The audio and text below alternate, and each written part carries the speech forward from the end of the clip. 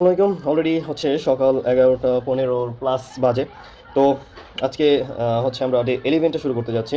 Day 11-এ আমরা BCS লিখিত বাংলাদেশ বিষয়াবলী শুরু করবো ইনশাআল্লাহ। চলুন বাংলাদেশ অ্যাফেয়ার্সের রিটেন টপিকটা শুরু করা যাক। এটা মোটামুটি আমরা কয়েকটা প্রশ্ন করেছিলাম লাস্ট কয়েকদিনে। সমুদ্র অর্থনীতি, বাংলাদেশের নদ নদীর পরিচয়, অর্থনীতি নদ নদীর গুরুত্ব, ভূরাজনৈতিক বাংলাদেশের আসিয়ান যুক্ত হওয়ার যে সম্ভাবনা।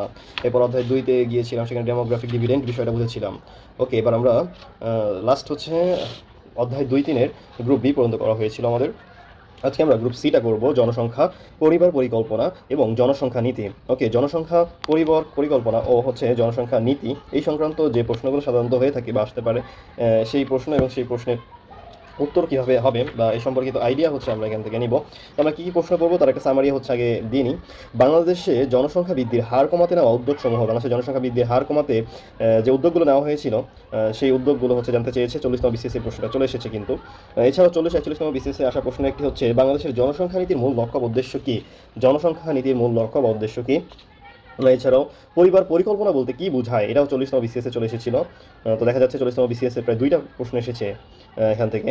এছাড়াও হচ্ছে বাংলাদেশের জনসংখ্যার ঘনত্ব, জনশুমারি বলতে কি বোঝায়, বাংলাদেশের জনসংখ্যা বৃদ্ধির কারণ, বাংলাদেশের জনসংখ্যা বৃদ্ধির প্রভাব, জনসংখ্যা নিয়ন্ত্রণের উপায়। এই প্রশ্নের উত্তরগুলো হচ্ছে আজকে আমরা জানবো বাংলাদেশ বিষয়াবলী থেকে। চলুন তাহলে আমরা আমাদের পড়াটা শুরু করে দিই। ওকে, তো গ্রুপ সি, জনসংখ্যা, পরিবার পরিকল্পনা, জনসংখ্যা নীতি। বাংলাদেশের জনসংখ্যা বৃদ্ধির হার কমাতে নেওয়া উদ্যোগসমূহ। বাংলাদেশের জনসংখ্যা বৃদ্ধির হার 2011 সালে 1.34% থেকে 2022 সালে 1.30 হচ্ছে কমেছে। এটি সরকারি বেসরকারি বহু কর্মসূচি, পরিবার পরিকল্পনা সেবা, সচেতনতামূলক উদ্যোগের সম্মিলিত ফল। 2011 সালে যেটা ছিল 1.34% জনসংখ্যা বৃদ্ধির হার, সেটা 1.30-তে নেমেছে, অর্থাৎ বাড়ার পরিবর্তে কিছুটা কমানো গিয়েছে। আর এটি সরকারি বেসরকারি বহু কর্মসূচি, পরিবার পরিকল্পনা সেবা ও সচেতনতামূলক উদ্যোগের সম্মিলিত ফল। নিচে নীতিগত, প্রাতিষ্ঠানিক, সেবামুখী ও সহায়ক 4 স্তরে পদক্ষেপগুলো সাজানো হলো। নীতিগত উদ্যোগ: জাতীয় জনসংখ্যা নীতি প্রণয়ন ও হালনাগাদ নীতিগত উদ্যোগ। এছাড়া রয়েছে প্রাতিষ্ঠানিক ও প্রশাসনিক ব্যবস্থা, সেবা সরবরাহ ও ক্লিনিক্যাল পদক্ষেপ, তথ্য শিক্ষা যোগাযোগ, সামাজিক অর্থনৈতিক সহায়ক উদ্যোগ, এনজিও ও উন্নয়ন অংশীদারের ভূমিকা। এছাড়া রয়েছে সমন্বয়, চ্যালেঞ্জ ও করণীয় কী কী। এই বিষয়গুলো হচ্ছে আমাদের এই জনসংখ্যা যে হার, এই জনসংখ্যার হার কমাতে সাহায্য করেছে। জাতীয় জনসংখ্যা নীতি প্রণয়ন ও হালনাগাদ: গবেষণা, তথ্যভিত্তিক টার্গেট, বাস্তবায়নযোগ্য কৌশল, বিদেশি নির্ভরতার বাস্তবধর্মী পদ্ধতি, এসডিজি এর সঙ্গে সামঞ্জস্য, মাতৃ শিশু স্বাস্থ্য, প্রজনন স্বাস্থ্য, টিন এফ ফার্টিলিটি কমানো, কিশোর কিশোরী বান্ধব সেবা। ওকে, প্রজনন স্বাস্থ্য, SRH, teen of teenage fertility কমানো, কিশোর কিশোরী বান্ধব সেবা। ধর্মীয় সামাজিক নেতাদের সম্পৃক্তকরণ, পরিবার পরিকল্পনা নিয়ে ইতিবাচক বার্তা ছড়িয়ে দেওয়া। আইন নীতির প্রয়োগ, বাল্যবিবাহ প্রতিরোধ, নারীর অধিকার রক্ষা, কর্মক্ষেত্রে মাতৃত্ব সুবিধা। তো কয়েকটা বিষয় এখানে হচ্ছে নীতিগত উদ্যোগ নেওয়া হয়েছিল। জাতীয় জনসংখ্যা নীতি প্রণয়ন ও হালনাগাদ, জাতীয় জনসংখ্যা নীতি প্রণয়ন ও হালনাগাদ, গবেষণা তথ্যভিত্তিক টার্গেট বাস্তবায়নের কৌশল, গবেষণা তথ্যভিত্তিক টার্গেট বাস্তবায়নের কৌশল, গবেষণা তথ্যভিত্তিক টার্গেট বাস্তবায়নের কৌশল। এছাড়া বিদেশি বাস্তবধর্মী পদ্ধতি, বিদেশি নির্ভরতাহীন বাস্তবধর্মী পদ্ধতি, এসডিজি এর সঙ্গে সামঞ্জস্য, মাতৃ শিশু স্বাস্থ্য, প্রজনন স্বাস্থ্য। এরপরে হচ্ছে টিন এজ ফার্টিলিটি কমানো, কিশোর কিশোরী বান্ধব সেবা, ধর্মীয় সামাজিক নেতাদের সম্পৃক্তকরণ, পরিবার পরিকল্পনা নিয়ে ইতিবাচক বার্তা ছড়িয়ে দেওয়া। ধর্মীয় সামাজিক নেতাদের সম্পৃক্তকরণ, সামাজিক নেতাদের সম্পৃক্তকরণ, পরিবার পরিকল্পনা নিয়ে ইতিবাচক বার্তা ছড়িয়ে দেওয়া। ওকে, আইন নীতির প্রয়োগ, বাল্যবিবাহ প্রতিরোধ, হচ্ছে এরপর নারীর অধিকার রক্ষা, কর্মক্ষেত্রে মাতৃত্ব সুবিধা ইত্যাদি। ওকে, প্রাতিষ্ঠানিক প্রশাসনিক ব্যবস্থা, সমন্বয় কাঠামো, জাতীয় জেলা উপজেলা পর্যায়ে মা ও শিশু স্বাস্থ্য বা পরিবার পরিকল্পনা বিষয়ক কমিটি, তদারকি, মিটিং, রিপোর্টিংয়ের নির্দিষ্ট সময়সূচি। প্রাতিষ্ঠানিক প্রশাসনিক ব্যবস্থা, সমন্বয় কাঠামো, জাতীয় জেলা উপজেলা পর্যায়ে মা ও শিশু স্বাস্থ্য বা পরিবার পরিকল্পনা বিষয়ক কমিটি, তদারকি, মিটিং, রিপোর্টিংয়ের নির্দিষ্ট সময়সূচি। এটা হচ্ছে প্রাতিষ্ঠানিক। জেলা উপজেলা পর্যায়ে মা শিশু স্বাস্থ্য পরিবার, জেলা উপজেলা পর্যায়ে মা ও শিশু স্বাস্থ্য পরিবার পরিকল্পনা বিষয়ক কমিটি, পরিবার পরিকল্পনা বিষয়ক কমিটি, তদারকি, মিটিং, রিপোর্টিংয়ের নির্দিষ্ট সময়সূচি ইত্যাদি হচ্ছে এই সমন্বয় কাঠামো। এছাড়া মাঠ পর্যায়ের স্বাস্থ্য ও পরিবার কল্যাণ অধিদপ্তরের অধীনে প্রায় 30,000 মাঠকর্মী, বাড়ি বাড়ি সচেতনতা, 30,000 মাঠকর্মী রয়েছে যারা বাড়ি বাড়ি সচেতনতা, বড়ি বা ইনজেক্টেবল সরবরাহ, এছাড়া হচ্ছে বড়ি বা ইনজেক্টেবল সরবরাহ, রেফারেল। এছাড়া দায়িত্ব বন্টন ও লক্ষ্য নির্ধারণ, স্বাস্থ্যকর্মী, পরিবার পরিকল্পনা কর্মীদের যৌথ দায়িত্ব, ইউনিট ভিত্তিক টার্গেট, দায়িত্ব বন্টন ও লক্ষ্য নির্ধারণ, স্বাস্থ্যকর্মী ও পরিবার পরিকল্পনা কর্মীদের যৌথ দায়িত্ব, দায়িত্ব বন্টন ও লক্ষ্য নির্ধারণ, স্বাস্থ্যকর্মী, পরিবার পরিকল্পনা কর্মীদের যৌথ দায়িত্ব, ইউনিট ভিত্তিক টার্গেট পূরণ। প্রণোদনা ব্যবস্থা, লক্ষ্য অর্জনে কর্মীদের আর্থিক পুরস্কার, লক্ষ্য যারা অর্জন করতে তাদের আর্থিক পুরস্কার, প্রশিক্ষণ, স্থায়ী পদ্ধতি গ্রহণকারী দম্পতিদের এককালীন প্রণোদনা, প্রণোদনা ব্যবস্থা, লক্ষ্য অর্জনে কর্মীদের আর্থিক পুরস্কার আর প্রশিক্ষণ, স্থায়ী পদ্ধতি গ্রহণকারী দম্পতিদের এককালীন প্রণোদনা। তার মানে হচ্ছে এই যে জনসংখ্যার হার কমাতে নানান বড় বড় উদ্যোগ এখানে নেওয়া হয়েছে দেখা যাচ্ছে। যাই হোক, সেবা সরবরাহ ও ক্লিনিক্যাল পদক্ষেপ, পদ্ধতি বৈচিত্র্য ও সহজপ্রাপ্যতা, স্বল্পমেয়াদী বড়ি কন্ডোম ইনজেক্টেবল, সেবা সরবরাহ ক্লিনিক্যাল পদক্ষেপ, স্বল্পমেয়াদী বড়ি কন্ডোম ইনজেক্টেবল, দীর্ঘমেয়াদী আইইউডি ইমপ্লান্ট, স্থায়ী পদ্ধতি পুরুষ নারীর বন্ধাকরণ। বিনামূল্যে বিতরণ, থানা বা উপজেলা স্বাস্থ্য কমপ্লেক্স, ইউনিট স্বাস্থ্যকেন্দ্র, কমিউনিটি ক্লিনিক থেকে বিনামূল্যে বিতরণ, থানা, উপজেলা স্বাস্থ্য কমপ্লেক্স, ইউনিয়ন স্বাস্থ্যকেন্দ্র ও কমিউনিটি ক্লিনিক থেকে। আউটরিচ বা স্যাটেলাইট ক্লিনিক, দুর্গম এলাকায় ক্যাম্প, মাসকান ভিত্তিক সেবা, কিশোর কিশোরীদের কর্নার, প্রজনন স্বাস্থ্য, পুষ্টি, জীবন দক্ষতা কাউন্সিলিং, গুণগত নিশ্চয়তা, রেশনাল কাউন্সিলিং, ফলো আপ, পার্শ্ব প্রতিক্রিয়া ব্যবস্থা। ওকে, ইনফর্ম চয়েস, গুণগত নিশ্চয়তা, রেশনাল কাউন্সিলিং, ফলো আপ, পার্শ্ব প্রতিক্রিয়া ব্যবস্থাপনা। ওকে, বিনামূল্যে বিতরণ হচ্ছে থানা উপজেলা কমপ্লেক্স থেকে এগুলো বিনামূল্যে বিতরণ, আউটরিচ স্যাটেলাইট ক্লিনিক, দুর্গম এলাকা ক্যাম্প, মাঝখান ভিত্তিক সেবা, কিশোর কিশোরীদের কর্নার, প্রজনন স্বাস্থ্য, পুষ্টি, জীবন দক্ষতা কাউন্সিলিং, কিশোর কর্নার, প্রজনন স্বাস্থ্য, পুষ্টি, জীবন দক্ষতা কাউন্সিলিং।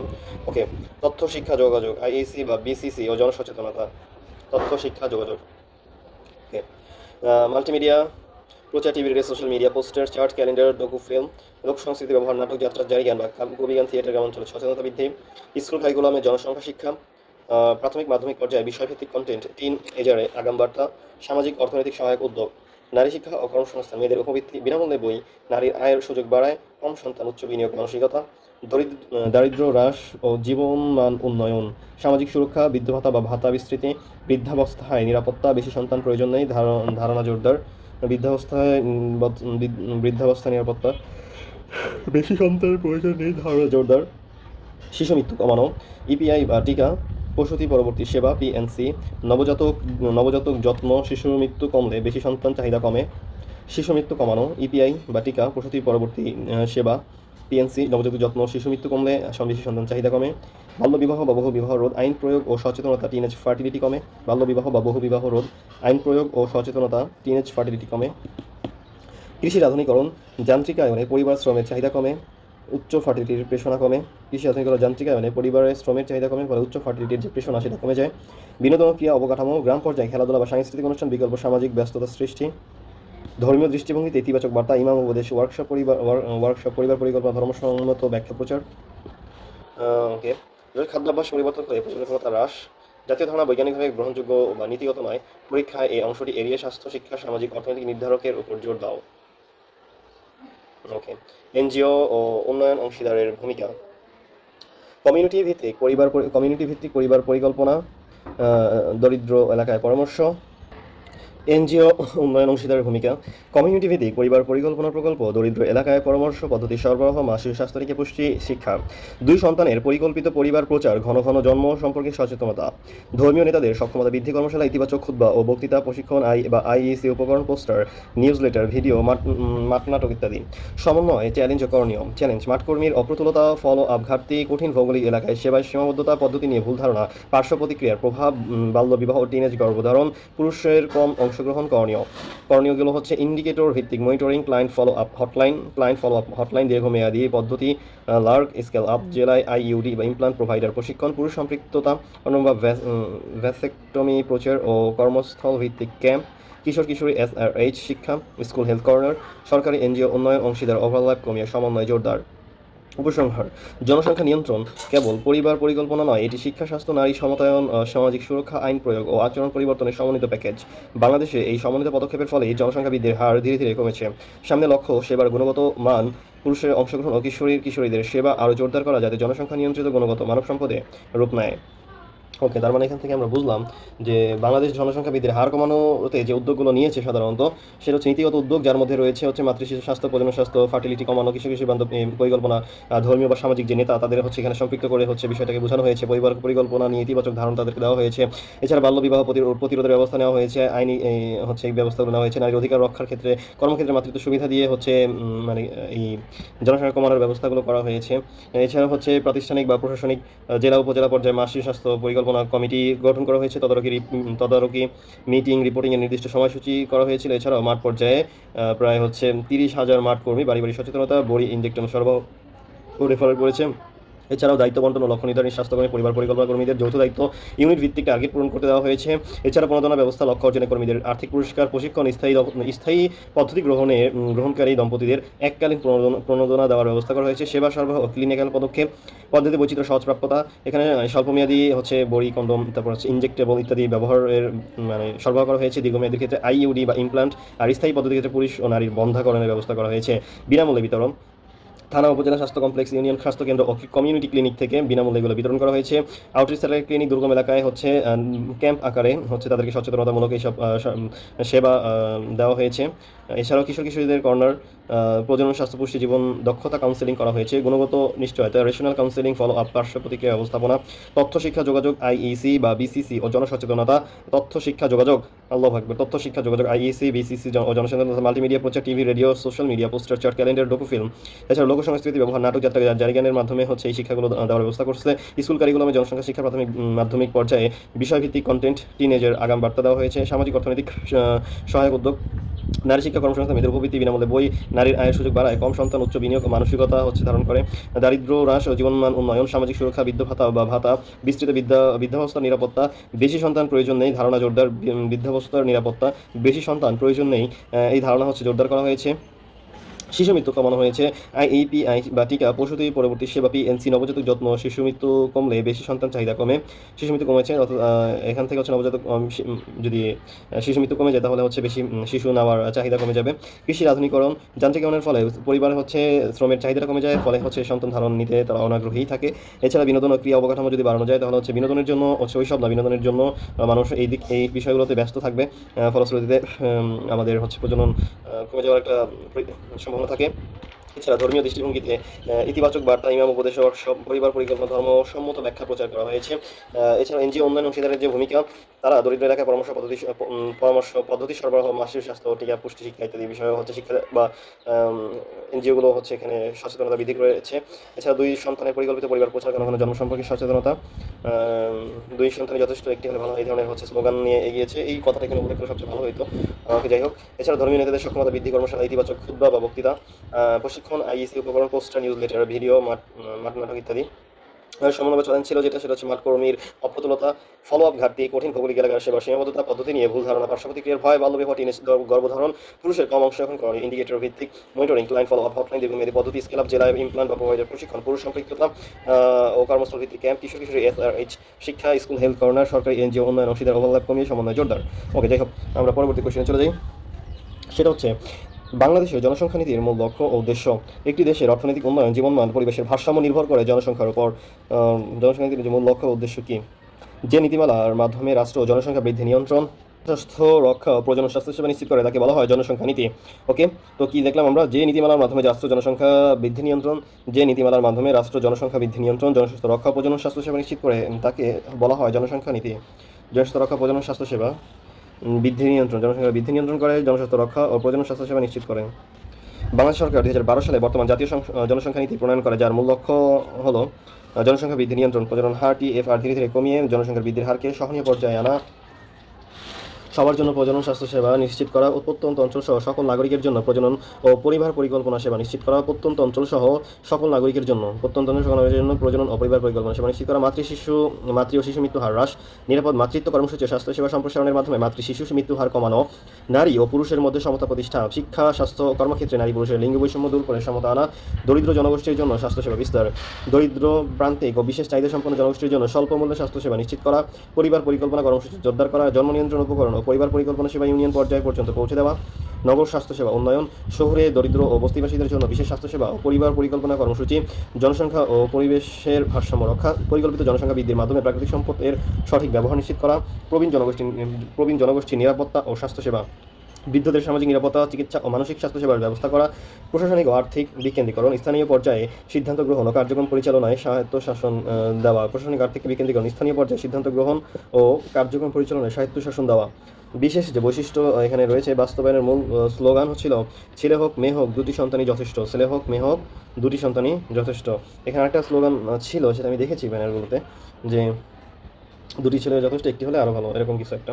পরিবার পরিকল্পনা সেবা গ্রহীতামুখী করা, সরকারি উদ্যোগের পাশাপাশি বেসরকারি খাতে আকৃষ্ট করা, ইউনিয়ন পর্যায়ে স্বাস্থ্যকেন্দ্রে ডাক্তার, নার্স ও ওষুধ সরবরাহ নিশ্চিত করা, প্রসবকালীন নিরাপদ সেবা ও স্বাস্থ্য চিকিৎসা প্রচার, পরিবেশগত ভারসাম্য টেকসই উন্নয়নের সঙ্গে নীতি সংযোগ, বাংলাদেশের জনসংখ্যা নীতি, দেশের আর্থসামাজিক উন্নয়ন, টেকসই উন্নয়ন লক্ষ্য SDG 3 ও SDG 5 অর্জন, নারীর ক্ষমতায়ন ও দারিদ্র্য হ্রাসে গুরুত্বপূর্ণ ভূমিকা রাখছে, নারীর ক্ষমতায়ন ও দারিদ্র্য হ্রাসে গুরুত্বপূর্ণ ভূমিকা রাখছে, জনসংখ্যা বৃদ্ধির হার কমানো, প্রজনন, স্বাস্থ্যসেবা সম্প্রসারণ ও জীবনমান উন্নয়নের মাধ্যমে বাংলাদেশের ধীরে ধীরে জনসংখ্যাকে উৎপাদনশীল মানব সম্পদে রূপান্তর করছে।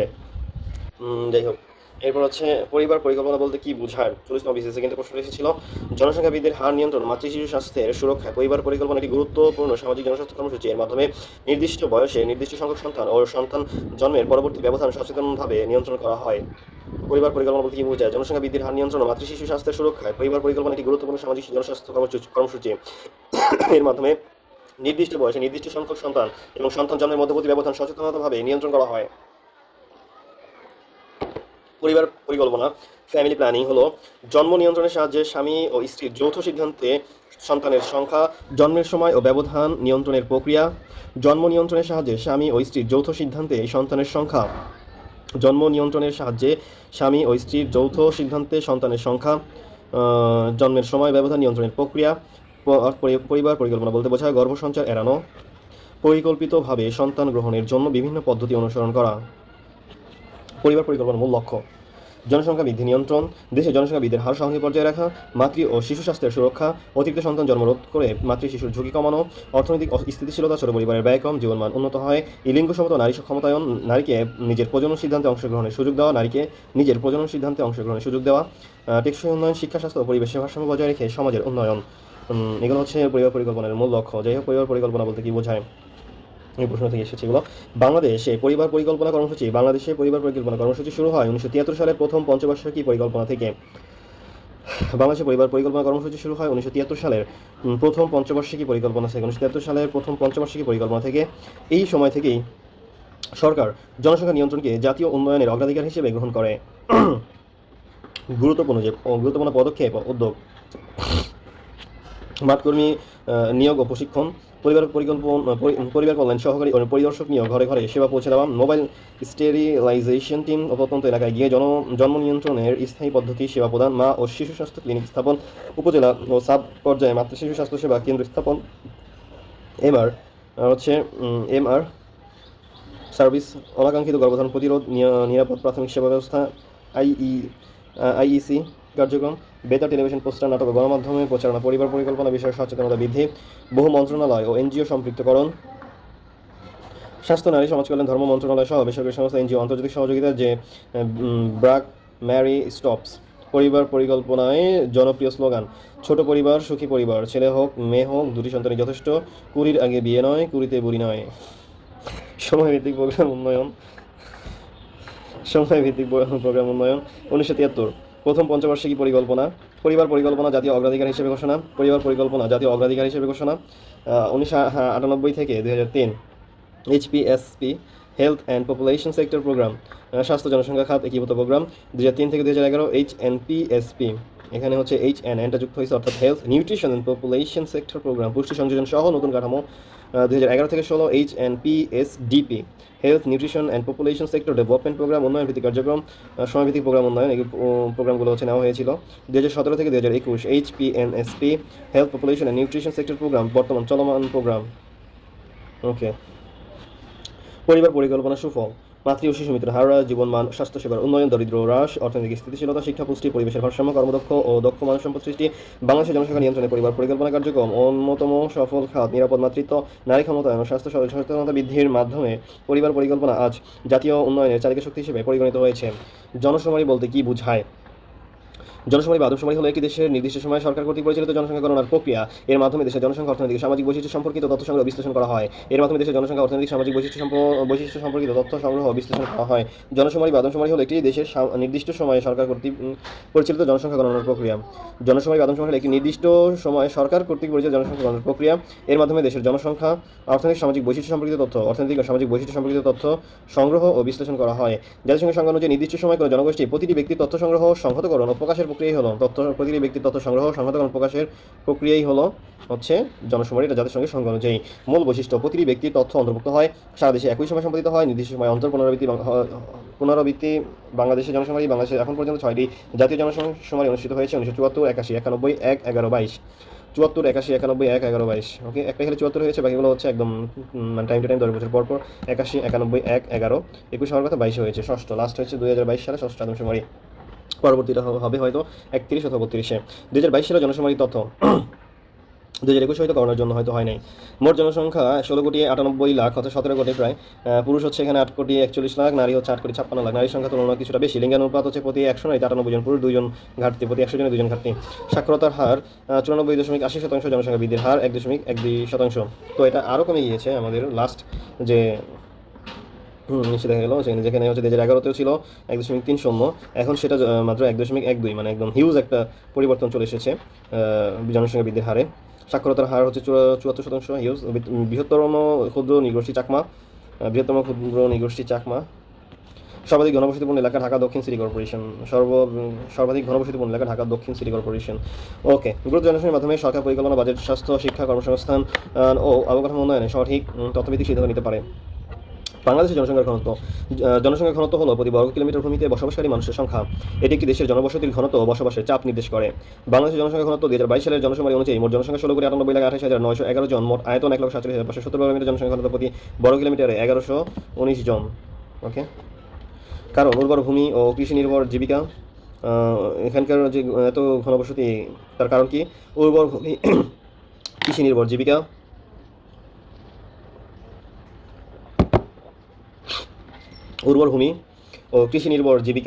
শিল্প ও কর্মসংস্থানের সুযোগ, নগরায়ন ও অভিবাসন বৃদ্ধি, শিক্ষা, চিকিৎসা, যোগাযোগ সুবিধা ইত্যাদি। প্রভাব: ভূমির উপর অতিরিক্ত চাপ, বেকারত্ব, দারিদ্র্য বৃদ্ধি, পরিবেশ দূষণ সংকট, সামাজিক সেবা অবকাঠামোর চাপ বৃদ্ধি। সমাধান: গ্রামীণ শিল্পায়ন, কর্মসংস্থান, শিক্ষা বিস্তার এবং পরিবার পরিকল্পনা কর্মসূচি জোরদার, টেকসই নগরায়ন। বাংলাদেশের জনসংখ্যা বৃদ্ধির যে কারণ সেগুলো কী কী সংক্ষিপ্ত করে এখানে লেখা হয়েছে। বাংলাদেশ বিশ্বের সর্বাধিক জনবহুল দেশগুলোর একটি। বর্তমানে 2022 সালের জনসংখ্যা অনুযায়ী বাংলাদেশের জনসংখ্যা 16,98,00,000 বেশি এবং তা প্রতি বছর 1.12% হারে বৃদ্ধি পাচ্ছে। ওকে, জনসংখ্যা বৃদ্ধির প্রধান কারণসমূহ: উচ্চ জন্মহার, শিক্ষার অভাব, প্রারম্ভিক বিবাহ, অল্প বয়সে বিয়ের ফলে দীর্ঘ প্রজননকাল সৃষ্টি হয়, শিশু মৃত্যুর হার হ্রাস, ধর্মীয় কুসংস্কার ও সামাজিক মানসিকতা, অর্থনৈতিক কারণ, স্বাস্থ্যসেবা ও পুষ্টির উন্নতি। ওকে, ফলাফলগুলো কি সেই বিষয়টা আমরা একটু জানি। যে বেকারত্ব বৃদ্ধি, দারিদ্র্যের বিস্তার, ভূমি, খাদ্য, বাসস্থানের সংকট, শিক্ষা ও স্বাস্থ্য সেবার চাপ বৃদ্ধি। করণীয়: পরিবার পরিকল্পনা কর্মসূচি জোরদার করা, নারী শিক্ষা, কর্মসংস্থান বৃদ্ধি, দারিদ্র্য হ্রাসের কার্যকর পদক্ষেপ, প্রারম্ভিক বিবাহ নিরোধ আইন কঠোরভাবে বাস্তবায়ন।